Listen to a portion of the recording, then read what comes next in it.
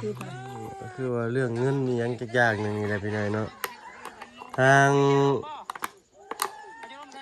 ก็ยังเว้าบ่ได้อะไรก็40ตอนนี้40เอา50เลยเอาบ่ทอนก็ได้เอา50เลยมีของ Android กับนี่บ่ไม่ได้ไรซื้อไปก่อนบ่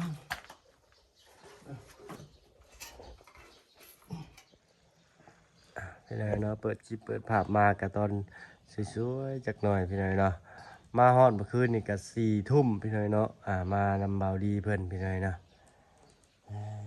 เปิดภาพมากะฮอดเอาพี่น้องนี่เนาะจักสิไปไสบาดที่นี่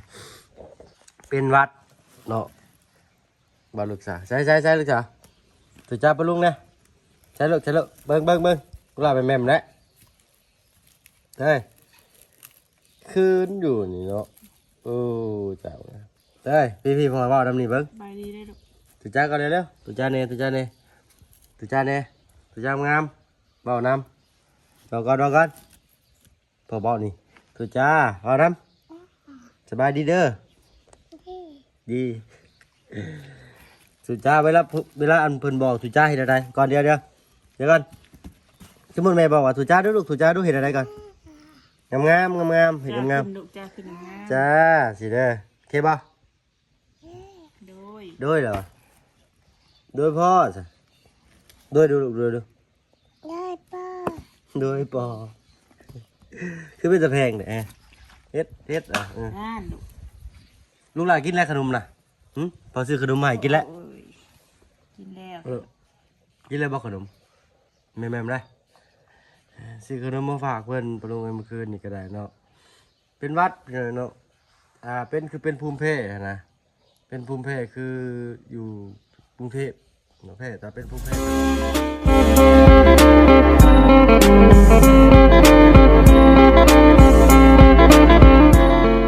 พี่น้องเด้อผมทางแม่น้องอินเตอร์เพิ่นพี่น้อยเนาะสบายดีวัดทุกคนแล้วทางแม่น้องอินเตอร์ก็รุ่นเบิ่งอยู่พี่น้อยเนาะว่าผู้ใดอันดราม่าบ่เพิ่นดราม่าไปสร้างกล้าเว้าแท้เว้าความจริงแท้เนาะบ่แล้วเจ้าบ่มีสมองเพิ่นเว้าเจ้าสมองมาสร้างเว้าแท้ความจริงพี่น้อยเนาะเอาก็ตามนั้นนะพี่น้อยเนาะถ้าว่าเพิ่นก็บ่ได้คิดหยังดอกพี่น้อยเนาะก็เอามาจะเป็นหัวข้อมาเว้าชื่อพี่น้อยเนาะคนเฮาก็ย่อมมีผิดพลาดมีผิดและมีถูกพี่น้อยเนาะถ้าว่าเพิ่นก็เฮ็ดผิดแน่เฮ็ดถูกแน่หรือใดๆเนาะก็แล้วแต่คนสิมองเฝ้าลงมาเสียใจเพิ่นเนาะ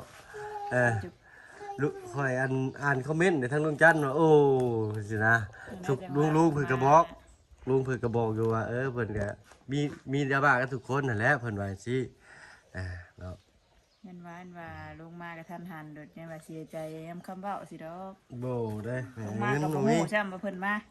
น้ำเงินก็เบิดเป็นไงเนาะอาศัยลุงเพิ่นหลายอาศัยแต่ใบบุญลุงเพิ่นหลายก็เพราะแลคือกันในเราสร้างลูกนะ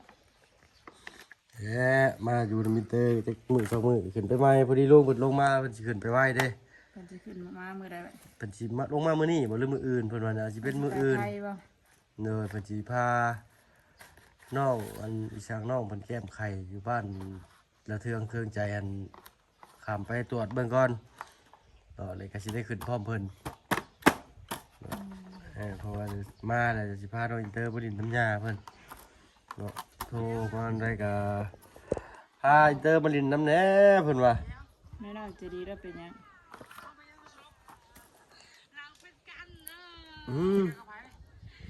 เกิดเหตุปะทะเดือดว่ะจนแม่หมดสติเพราะเรื่องแม่น้องใจดีอยากคืนดีกับผัวว่ะนั่นเป็นยังไงป้ากับผัวแล้วป่ะใจเพ่นปันพรพอหลักคนโทรมาบอกดูมาเช้าที่ไหนเนาะใช่มันเป็นลมอ่ะ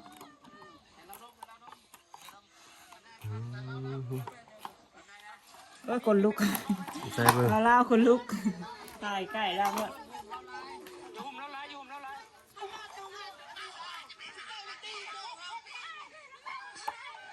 ที่ไหนนะ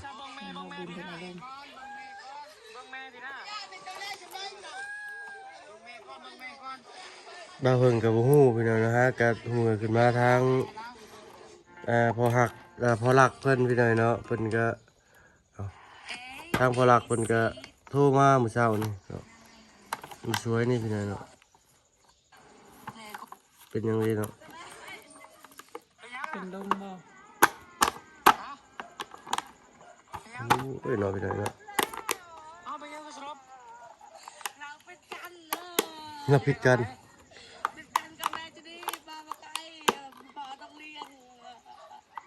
คือไป ก็คือว่าเรื่องเงินมีหยังจักอย่างหนึงนี่แหละพี่น้อยเนาะทางเฮาก็ยังเว้าบ่ได้ ไม่ต้องใจดีก็ไปแล้ว นี่น้องเจดีกับพ่อไก่กับ คือญาติเราบ่ แม่นกับญาติพี่น้องเพิ่นเบิดแหละนี่เนาะ คิดกันไม่ได้เนาะคือเป็นว่าเป็นลมให้ยังน้องสิกินบ่ อืม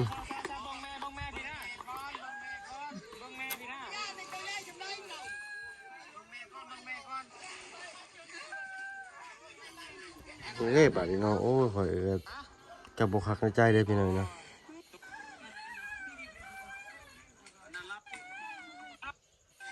กลับขึ้นไปอีกเท่านั้นแหละ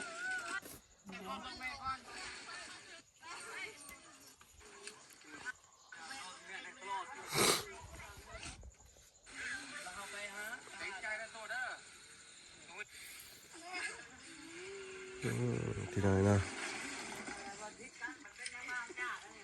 อืม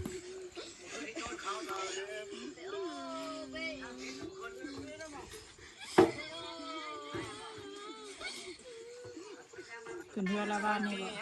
คือน้องเจดีเมื่อวานนี้ แต่ว่าก็อยู่ร่วมกันนั่นน่ะ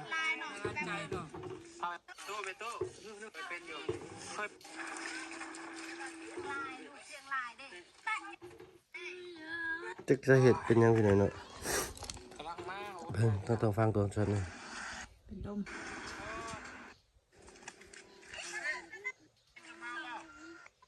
เจ้าหามลมกับลาวรถปลุกเราตลอดเด้อปลุกเราพานอนเด้อ คือว่าทางแม่น้องเจดีนี้เนาะอยากน้องเจดีเนี่ยอยากเอาเงินไว้เนาะอยากเอาเงินไว้จากแม่หั้นนะเนาะญาติแม่นะเอาไปให้พ่อประมาณนี้พี่น้อยเนาะอันที่ว่า เลิกล่ากันไปบ่ แม่นยันว่าพ่อบ่มีเงินมาเสียชีวิตแต่บ่กลับมาบ่ได้กลับมาสินะเลยถ่าเงินบ่หรือแนวใดทางมาเพิ่นก็บ่ฮู้พี่น้อยเนาะแต่ตามว่าออกพังมานี่ก็คือสิประมาณนั้น สกีกับเที่ยงกับข้าวดีข้าวต้มไก่ข้าว นี่ต้องฟังเลยต้องฟังตอนนี้เพิ่นเพิ่นเว้ากันนี่พี่น้อยเนาะทางเฮาก็ช่วยเหลือตามหน้าที่แล้วพี่น้องเด้อเนาะตามจุดประสงค์ของผู้ใหญ่เพิ่นเนาะเป็นแต่แล้วมาแล้วพี่น้อยเนาะบ้านหลัง2หลังตรงข้ามกับบ้านนี่พี่น้อยเนาะครับถนนทางเพิ่นว่าบางคนก็มักบางคนก็บ่มักเอาคือไปเลยแหละนี่ เที่ยงกับข้าวดีข้าวต้ม เหมือนกันพี่น้อย เรื่องพ่อแม่เขาเคยได้แต่คนละเขาพิการเราเคยเบาไม่ต้องมาเลี้ยงพ่อแม่เขา ไปคลินิกนี่บ่ แล้วแต่ หมอนี่บ่หมอแค่ชุมบันดงบันดง ขอยก็เป็นวัดพี่น้องพุ่น สกีกับ จะเบิ่งพี่ครับ ข้าวพ่อไก่ โอ้โทรศัพท์ฮ้อนแท้ เที่ยงกับสกี ซักเสื้อตากเสื้อไว้ ยาเรายาเบิ่งแม่จะสลบหรือยานะไอ้ด้านเอายาเขาจะใจป้าเขาก็แล้วแต่ยาเขาจะคือตังพอ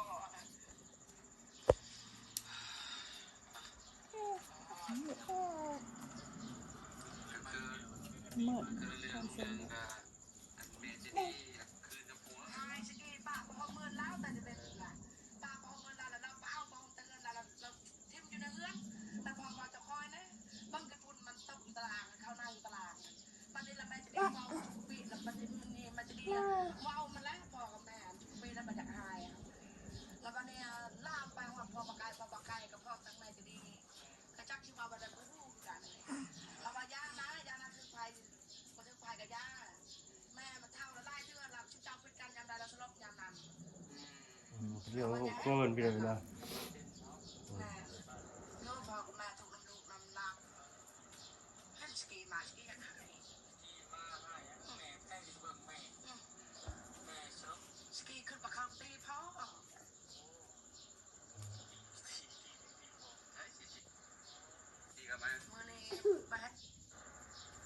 พี่น้อยเนาะก็ถ้าตอนนี้ว่าเพิ่งเข้าใจแล้วพี่น้อยเนาะคือแม่น้องเจดีนี่สิคือดีก็พอบ่หรืออะไรแต่ถ้าว่าเพิ่งก็บ่100%บ่ได้เด้อพี่น้องนะแต่ตามที่ฟังมานี่คือทางครอบครัวเพิ่นน่ะผิดกันเองพี่น้อยเนาะและ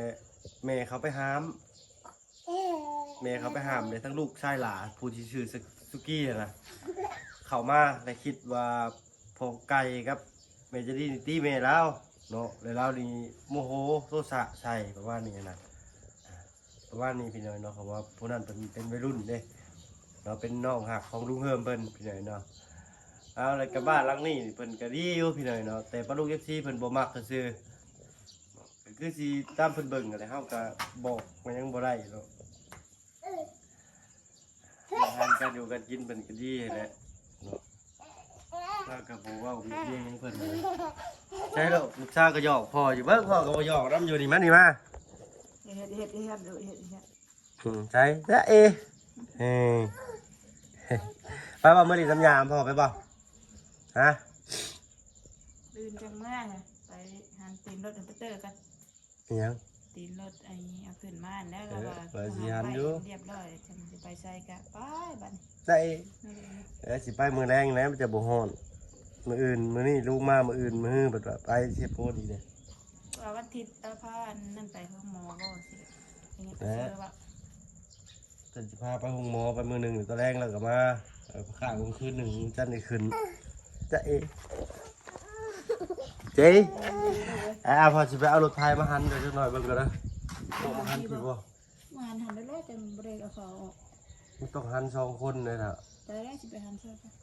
มาดูบ่ เดี๋ยวแจ้กันบ่มีเหมือนกันเพื่อนนะ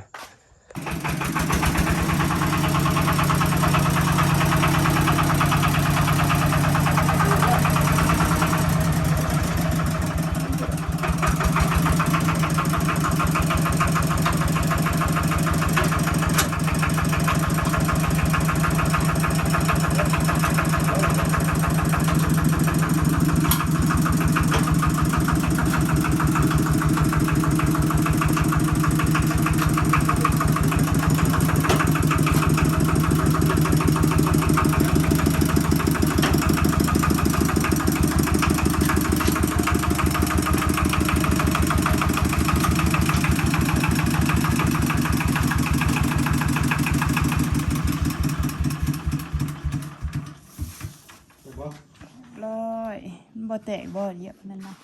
อุ้ยเรื่องอะไร เห็นว่ามาฝากไว้เรือนห้างปะลุงเอ้ยบ่มีคนอยู่ คือเราได้ยินเสียงแกะเจอเสียงสีมือ เก่าเลยแล้วดูเบังแม่มายืนทั้งพี่มานะจะทอดแดดหมุนได้ไรจับซอยบ่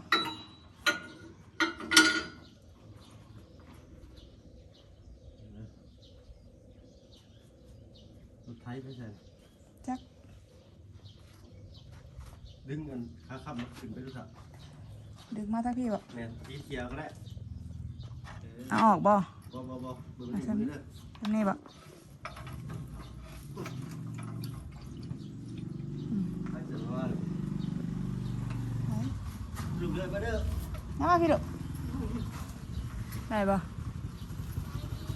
โอ้ยมี มี อยู่ อยู่ไงเนาะโอ้ยเนาะเดี๋ยวอุดหนุนซอยเด้เส้นเท่าไหร่ฮะ ของไอโฟนบอก โดย มีแต่ทรายมีแต่40,000มันโตเป็นอันเสือกทักเลย50 เอาเป็นชายซื่อๆก็ได้เอาเราเบิ่งอันหนึ่งก็ซอยเด็กซอยคนน้อยเพิ่นลูกเพิ่นต้องเป็นลูกเพิ่นกันซ้อนเพิ่นก็ได้เงินเพิ่นกลุ่ม คือใส่สักแบต ทรายส่งเข้ามาหลอก เสร็จละ40,000บ่เอาพี่ดุมันแดดนะน้อยๆอ่ะ จะเอาเงินเดือนเปล่าไปบ่ แม่นเอาไปซื้อน้ำยาปลาพนุ่มมีบ่ เอาเงินเดือนเท่า ไม่มีเลยนะ เฮ้ยเกือบ2 ปี9 เดือน อันนั้นได้สะ มี3 เดือน อู้ไงจะจีซ้ำกัน บ่ เพิ่นออกตั้งแต่ คือออกไวแท้ เพิ่นออกเองนุ่มมายังบ่ละลาย แย่จังบ่เปลืองนะลูกอันนี้ยังบ่ออกอยู่ บ่ได้อยากให้เพิ่น ปีเก้าเลยเป็นยิ่งบ่เลย เพิ่นกินบ่เลือกแล้วเพิ่นก็เลยเศร้า เออ กินเบิดก่อนกิน มันแดดเด้ จักปีแล้วนี่ ปี3 เดือน เมื่อจนซ้ำจุกปี3 เดือน ผม ปี มันไม่ เก้า ได้ซ้ำกันใหญ่เอามาเป็นแบบตูดใหญ่มีบ่ตัวเสียตัวนี้ตัวใหญ่มีบ่ ตัวนี้เป็น3 เอามันก็ได้เอาตัวนี้แหละตัวได้ก็ เป็น40ตัวนี้ 40เอา50เลยเอาบ่ทอดก็ได้เอา50เลย มีของ Android ก็มีบ่ มี อืม เอาอีกบ่ มันมีรุ่น มีใส่อยู่ดิ ตัวธรรมดาอันนี้50พันขายนะ เลย ตามหันเขาขาย70 80 เอามาได้ใช้อันนี้ได้ ค่อยเอามาจากบริษัทเลย บ่เจ้าเอามาแต่บ้านได้นี่ ไปค่อยอยู่ไชโน่ หลอกขายพากันหน่อยหลอกขาย อันแดดเด้คือมาถ่ายอยู่เฮือนเนี่ยฮะคือมาถ่ายอยู่เฮือนเด้อ อืม เนี่ยเปื่อยๆอยู่ค่ะน้อยได้ลูก อันนี้ได้ซะป้ากันกดจีนี่มึง เราออกนมแล้วในอันปี3 เดือน อืม ออกตั้งแต่2 ปี 2 เดือน อืม ออกเองนะคุมให้กินกับกิน เนาะ ย่านพ่อแม่เปลือง แม่นแล้ว นมกับแพงซ้ำซุมื้อนี้เนาะ ให้ แก๊สนึง3-4 แสน โม น้องโม โมแม่อะไรเนี่ย น้องโมแม่ โอ้ยคือการแบบคือการ พ่อ ใช่ดิ แม่มีดังวัด อื เนาะ ม พี่ชายนี่ สามการท่านี้กับอันพ่อเพื่อนนี่ก็มีดังเพราะว่าลูกกับแม่ โอ้ยเจ้าใหญ่มากก็มีเลยนี่เอาลูก มา บอก มี อันนี้ได้ดังหยานี่ อืม ขอบ นี่ ใจ ก็ต้องขออนุญาต เอาเดียว การ เป็นมานซะเด้อ อันนี้อันไปใช้ที่บอกว่าพันอยู่กับแม่เพิ่นนี่วะเป็นผู้ลบแล้วก็ ไปเข้าห้องผู้กำลังสิให้เพิ่นหันตีนรถไว้ หลาย เด้อเด้อบ่ค่อยมีคนเอ้ยอยู่บ้านเนาะเพิ่นดำให้ดำนาเบิดดำให้ดำนายังบ่แล้วอีกอย่างก็เพิ่นย้ายออกไปอยู่ทางนอกเพิ่นเบิดเลยเนาะแถวนี้ก็มีแต่เฮือนห้าง ให้ห้านาเดแล้วเอาเขาห้าง เออ ไปใจเถอะเด้อโอ้ยใครดีใครเบิดจ้ะมายังว่างกันแดดดูฮึบ แล้วก็เลี้ยวนะ อืมนี่ แน่นบ้านนะ วานเอาเอ้ยดำเอาแต่หน้าแคมบ้านเดี๋ยวไว้แน่มีดำให้แน่นอยู่ที่อันได้ข่าวทำได้แล้วฟังเบิ่ง บ่อยากงามปันไดข่าวก็ได้ไอ้บ่ หน้าข้างเสียเขาหน้า โดยงามอยู่แล้วแต่บอลเด้อลูกน้ำเนาะ ไปเอาน้ำเพื่อนเอาปุ่นลูก แล้วบอลซีโน่น้ำข่อย ไปบ่ไปเป็นซาวซิโน ไปขาย ไปบ่ สถานมันแบบน้ำน้องไปบ่ น้ำคล้ายน้ำข่อยในตลาด ให้น้องปี3 เดือนสิซ้ำกันเลย แข็งยำเนาะ ห่างกันจักปี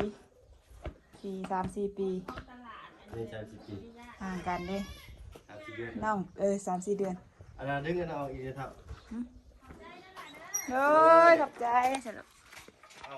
ไป พ่อบ่ ดึงอีก บ่ สุดโลดจะป้าไปลูกบ่าเลย น่าพี่ลูก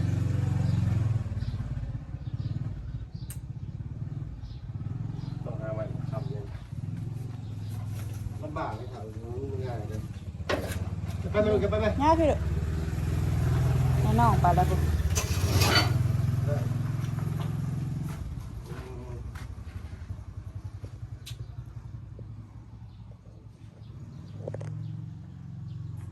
มันตู้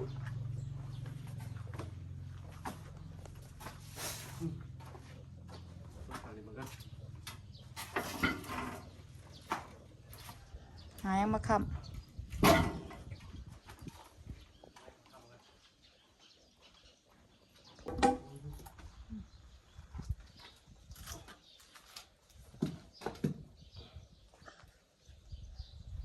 จะบอก ได้อันตราย จะได้จ้ะ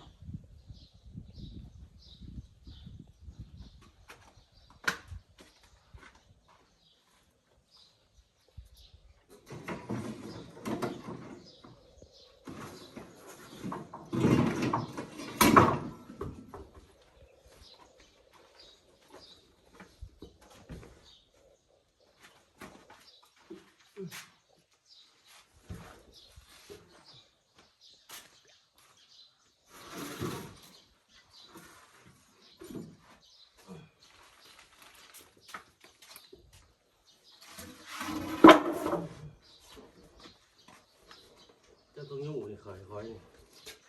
โง่ป่ะมาลูกไปยืนอยู่พี่มายืนอยู่พี่มาลงมายืน ยื ให้ นข้างหน้าเลยลูกยืน พี่ ห ลูก น้าได้ นั่งผิดเด้อยืนอยู่นี่ลูกใส่ได้อะไรดูไปก่อนป่ะ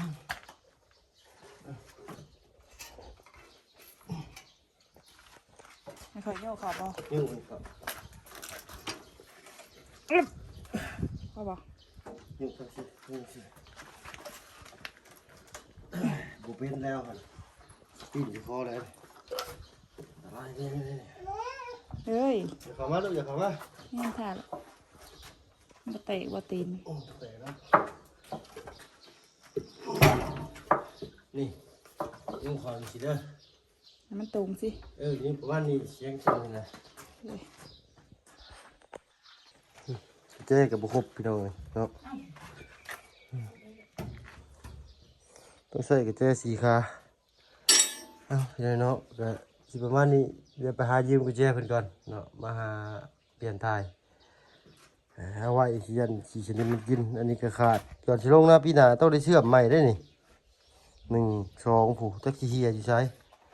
เนาะจักปีเดี๋ยวที่จะซื้อนี่ครับ